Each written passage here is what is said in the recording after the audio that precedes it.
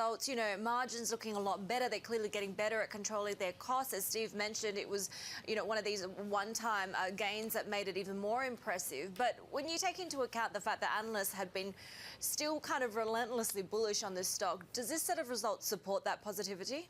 Yeah, absolutely. I think that the results from earnings this quarter were impressive, and I see that the growth is going to continue on throughout 2018. Like Steve was saying, 1 billion users for the first time on WeChat just shows that this is the ecosystem where the Chinese consumer will be shopping in the future. Honor of Kings, time and time again, we come back to this title as being a core source of growth and earnings. Is that risky, though? Is it risky or? So, is it risky in terms of, having too many eggs in one basket? No, I don't think so. I mean, I think that the focus, they're very focused at Tencent in terms of the online marketing, the gaming, and then obviously the social media with WeChat. So I don't think that there's a risk. I think that we can continue to see double-digit growth in revenue from all of the initiatives for Tencent. Now, Stephen, how is Tencent going to better monetize those more than 1 billion monthly active users on WeChat? I mean, the real thing is in terms of how, again, WeChat is becoming this shopping destination for the Chinese consumer. For instance, just yesterday, Givenchy opened a WeChat store. Luxury brands are now realizing that WeChat is an important part of the shopping experience for the Chinese consumer.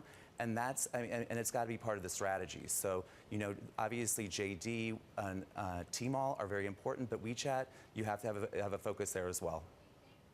Now, it's interesting. Of course, I lived in China a long time, and I know that WeChat is this ecosystem of everything, of payments. You can make micropayments to people all around. It's an ecosystem within itself, very unlike the social messaging sites like WhatsApp in the United States, which stand alone. So how is that business model, if you will, for WeChat?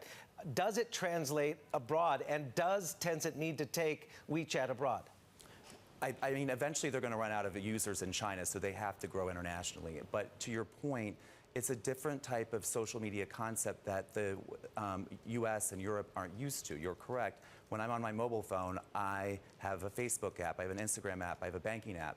With WeChat, you can do all of that together in one app. So it's going to be interesting to see how other people can evolve into trying a different type of social media application. Well, it is interesting, right? Because WeChat in China is, as you say, so multifunctional.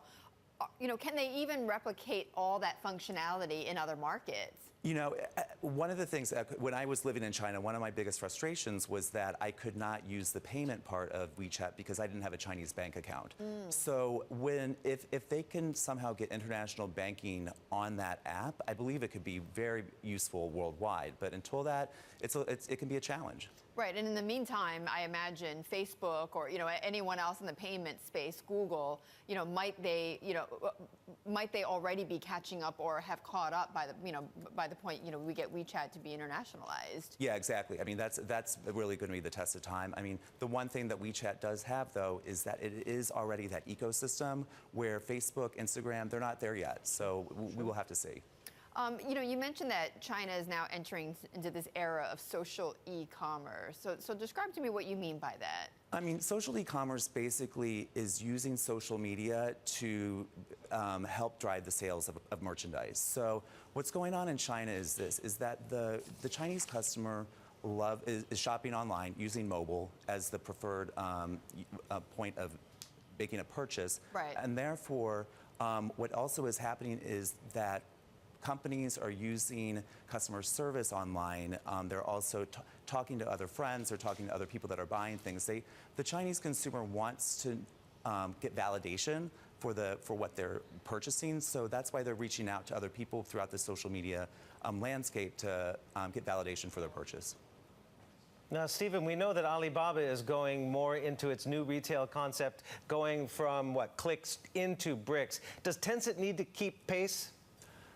You know what? I think that each of the two companies are kind of going into different directions, but I think that's okay. Alibaba definitely has the new retail concept, which is offline to online, where they are going out and acquiring department stores and supermarkets to be part of their ecosystem, if you will. So I think that there's plenty of business to be had for both of them, and I think that if each of them went their own strategic way, it would be okay. Steve, it feels like internationally getting this model to be replicated successfully kind of falls apart when you take a look at logistics and delivery availability, right? Because you just don't have the level of service and convenience and low cost that you have in China. I suppose Amazon being the exception, given how vertically integrated it is, but elsewhere it kind of starts to fall apart. Yes and no. I mean, I think that when you talk about logistics, I mean, it depends on what the consumer in each of the regions is willing to accept in terms of length of delivery and that type of thing. So, for instance, in China, it's okay for it to take up to 7 days in order to get a package. So it just depends on where you're at and what your expectations are, but I don't really see that as an issue.